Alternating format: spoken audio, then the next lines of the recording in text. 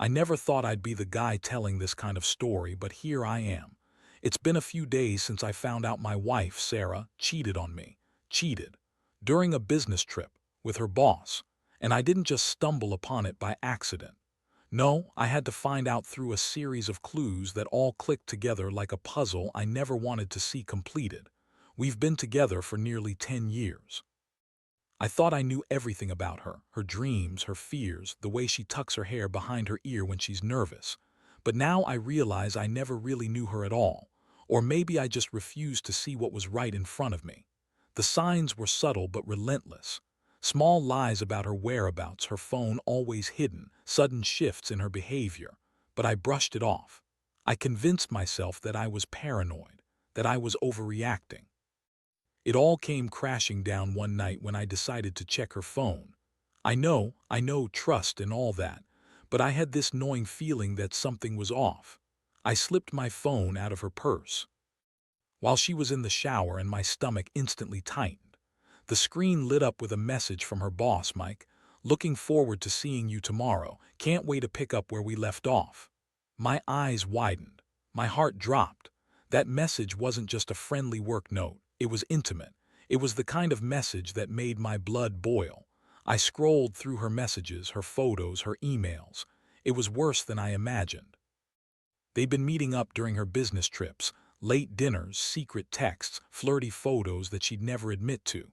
But the physical evidence was right there on her phone. Photos of her in bed with him, her lips pressed to his neck, her legs wrapped around him. A hotel photo, timestamped just a week ago. I felt like I'd been punched in the gut. All those nights I thought she was working late or out with friends. She was with him. What hurt most was the lies. She'd been lying to me for months about her trips, her meetings. She told me she was staying late at the office, that she was working on a big project. Meanwhile, she was with him, probably laughing at how easily I'd been duped. I read through the messages again, my fingers trembling, my fists clenched. Every word felt like a betrayal, a slap in the face. How could she do this? How could she lie about something so fundamental? I remember standing there, staring at her phone like it was a poisoned tablet. My stomach twisted, dry and sour. My palms were slick with sweat. I felt the air leave the room like the walls were closing in. All the trust I'd built, the years we shared, all shattered in that moment. I didn't cry, I didn't yell. I just felt the cold, hard reality settle in. This marriage was a lie. All those promises, all those I love yous, they meant nothing if she could cheat behind my back and lie about it for months. I knew I had to think fast.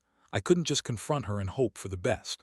No, I needed a plan, not just to deal with her, but to make sure she paid for what she did. I had to get ahead of this. The betrayal had cut too deep.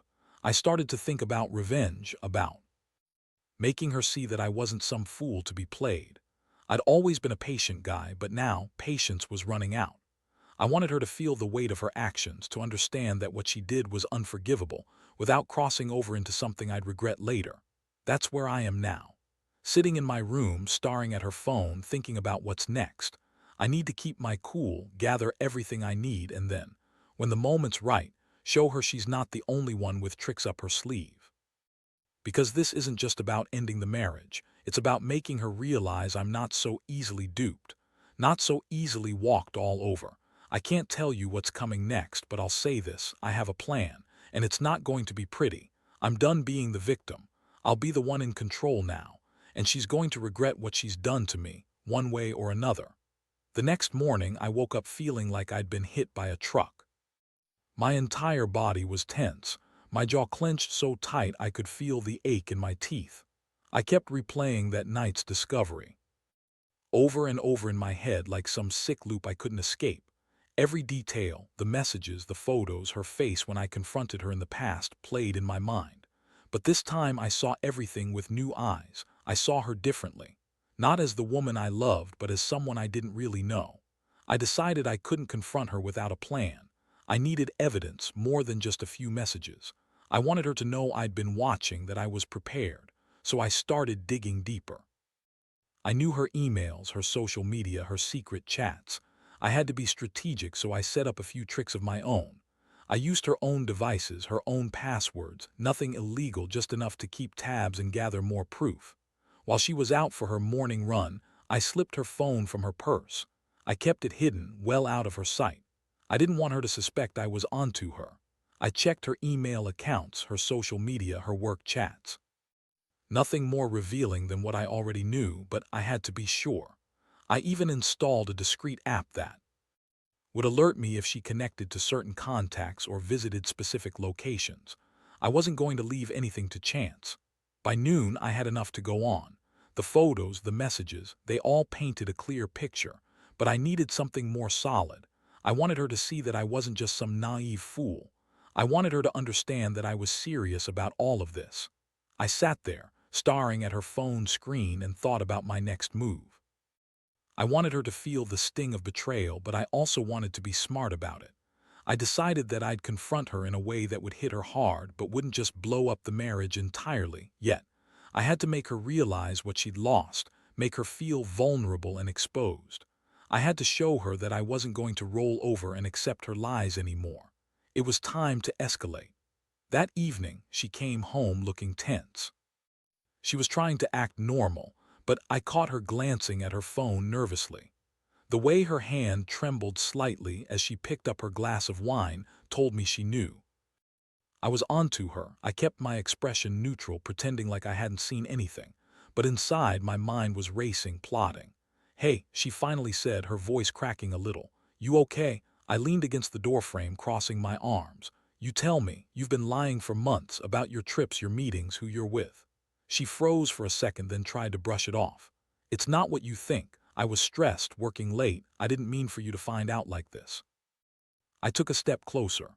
"That's bullshit. I saw the messages, the photos, the hotel. Care to explain?"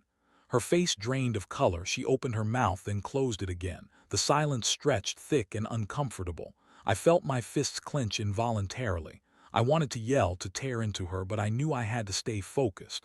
This was just the beginning. I was going to make her understand that I knew everything. "You lied to me," I said coldly. "And I don't think I can trust you anymore.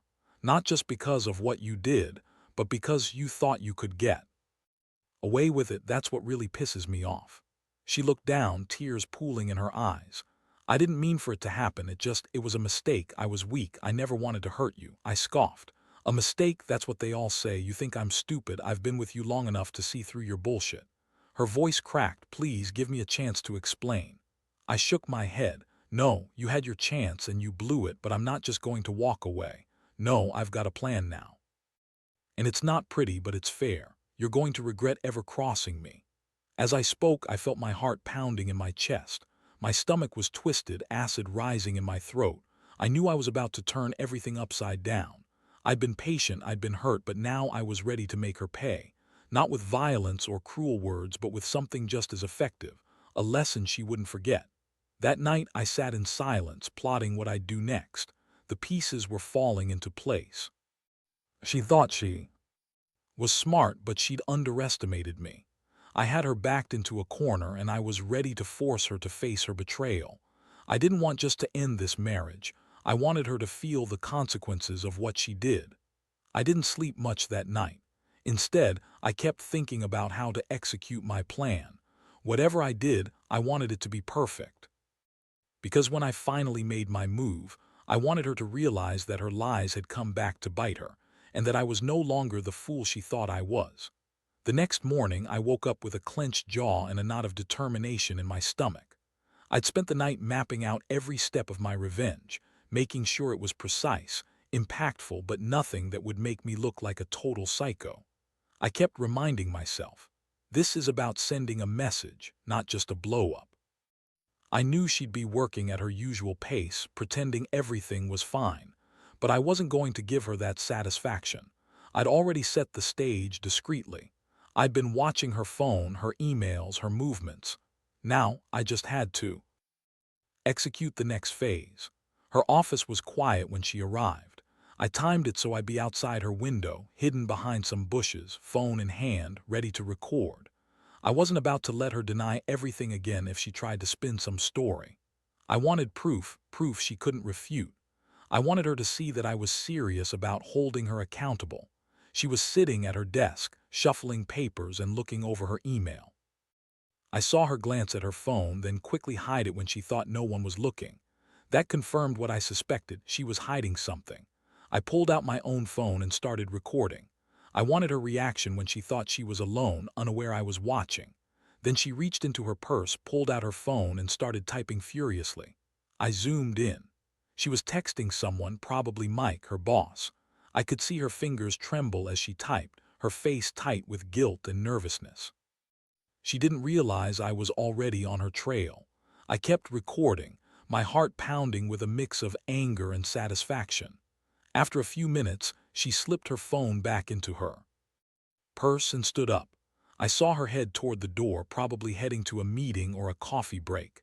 I stayed hidden, knowing I had what I needed. This wasn't just about catching her anymore. It was about making her see that I was on to her, that I had her cornered. When she left the office, I waited a few minutes, then followed at a distance. I kept my phone out, recording everything. She got into her car, drove to and sat there, still texting. I saw her glance around nervously, maybe checking for anyone who might see her. She was worried, I could tell. Good, that's exactly what I wanted. I paused, then pulled out the letter I'd written the night before. It was simple, direct, and brutal. I didn't add any threats or anger, just the facts. I placed it in her purse, right on top of her wallet and phone. It said, "I know everything. You're caught. Don't bother denying it. This is your last chance to come clean before I make everything public. Think carefully about what you want your future to look like, because I'm done playing nice." I smiled slightly as I watched her open her purse, find the letter, and read it. Her eyes widened and her face went pale. She looked around, then her hands trembled as she stared at the words. That's when I knew I'd sealed her fate. I left her sitting there, stunned, and headed home. The plan was set and I had what I needed. Now it was just a matter of timing. I didn't want to blow everything up immediately. I needed her to feel the panic, the fear, to realize that her lies had caught up with her. As I sat in my apartment, I felt a strange mix of relief and anticipation. I'd taken control. She'd been the one hiding behind her lies, and now she was the one exposed. I was ready to confront her face to face with the truth, but I wasn't rushing it. I had to wait for the right moment. This wasn't over yet, not by a long shot. And I knew deep down that once I finally showed her my hand, everything was going to change. She'd regret ever crossing me, that I was sure of. I could almost taste the coming storm. The question was, what would she do when she realized she'd lost her safety net? When her carefully crafted lies fell apart, I was about to find out. The day after I left that letter in her purse, I felt the weight of everything shifting. I didn't need to call her or send more messages. I had done enough to make her realize she was no longer in control. Now it was about waiting and watching. I stayed quiet, kept my phone close, and let her stew in her own panic. She didn't contact me that morning. Instead, I saw her packing around the apartment when I got home from work. Her face was pale, eyes darting around like she was looking for an escape route. I could see the flicker of fear in her eyes, and honestly, it was satisfying. For once, her cool mask was slipping. She was nervous, vulnerable, dangerous territory for someone like her. I sat on the sofa, pretending to be engrossed in my phone, but I was paying close attention. She kept glancing at her purse, then at the door. She finally broke the silence, voice trembling. "What do you want from me? Why are you doing this?" I looked up slowly, keeping my tone even. "I want honesty, I want the truth, and I want you to understand that I'm not going to be played anymore. It's over." She sat down across from me, biting her lip. "I never wanted to hurt you. I was weak, okay? I made a mistake. I didn't think it would go this far." I shook my head, feeling my jaw tight. "You think apologies fix anything? You lied for months. You cheated. You betrayed our vows. You think I don't see how much you've been hiding? How much you've been lying?" Her eyes welled with tears. "Please, just give me a chance to explain." I leaned forward. "Explain what? How you conveniently forgot about me while you were neck deep with your boss. Nothing you say now can fix what you've done. But I want to hear your plan, your excuse. I want you to tell me why I shouldn't burn this all down today." She looked at me, defeated, then whispered, "Because I still love you. I made a terrible mistake, but I want us to work through this." "I'll do anything," I cut her off. "Anything."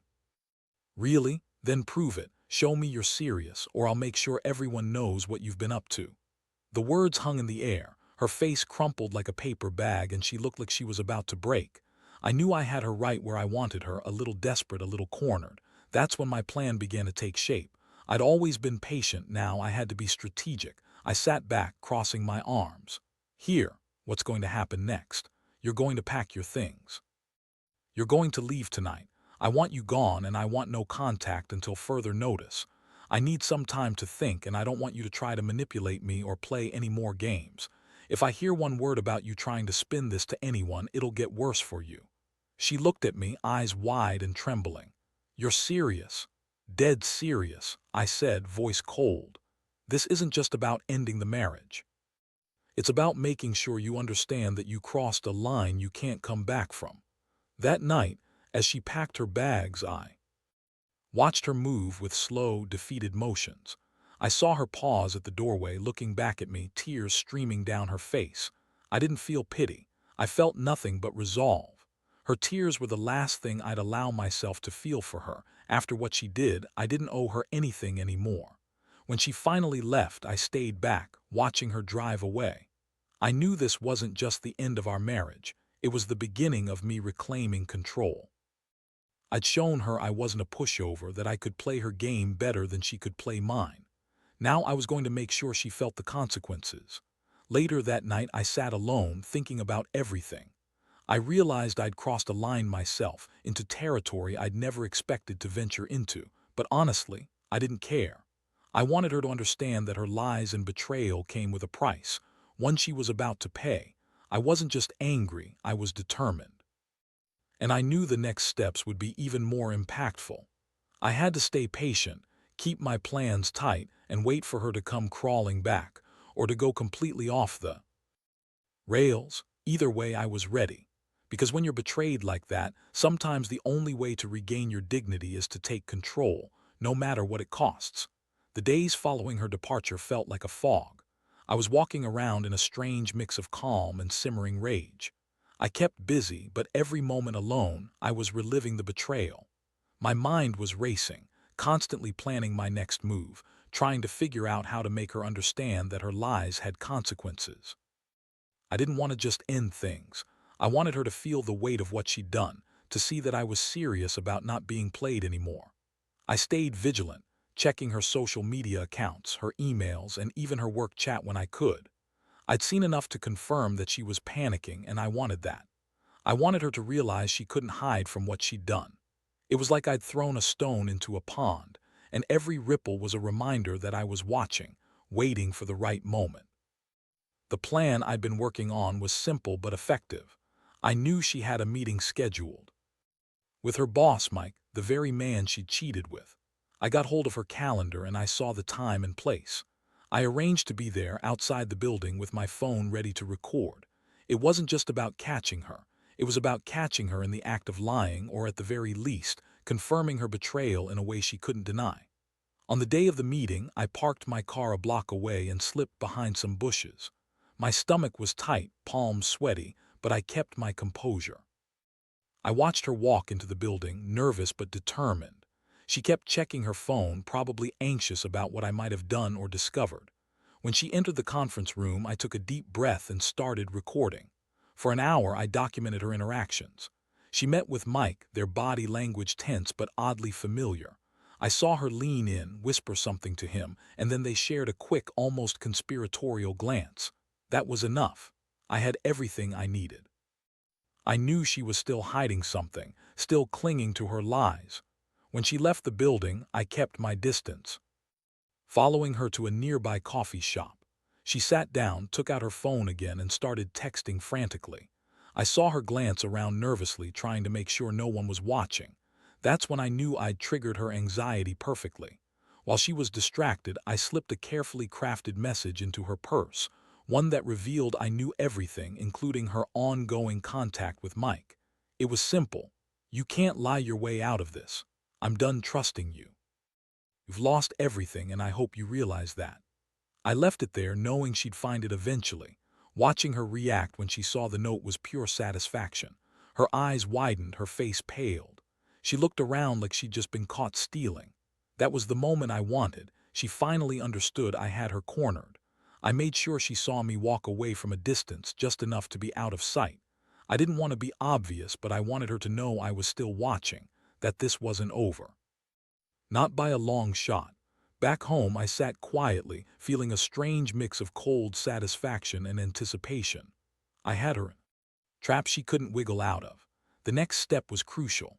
I had to let her stew, let her think she was still in control while I prepared the final blow. My plan was to deliver everything in one blow, something that would leave her no room to deny the truth or spin her way out. I poured myself a drink, took a deep breath, and started drafting what I'd say when we finally had our confrontation. I wanted her to feel exposed, vulnerable, but in control of the moment. I knew it would be a turning point one way or another. Whatever came next, I was ready. I'd waited long enough. Now it was time to end this game once and for all. And as I stared at the notes I'd written, I couldn't help but think. She might have thought she was clever, but she'd underestimated how far I'd go. The key now was patience. Let her think she was winning. Let her believe she had a little more time. Because when I finally called her out in front of everyone, and her own conscience, it was going to be the last thing she expected. That evening, I sat in my apartment. The same quiet I'd been craving, but now laced with a heavy sense of finality. I'd spent the day preparing everything I needed, final evidence, the words I wanted to say, the moment I'd been building toward. I knew once I executed this, there was no going back. I wasn't just ending a marriage, I was reclaiming my dignity, forcing her to face her betrayal head-on. I called her. Her voice was trembling as soon as she picked up, a faint crack of fear echoing through the line. "What do you want?" "I want to see you," I said calmly. "Come over, we need to talk, and you'd better be prepared for the truth."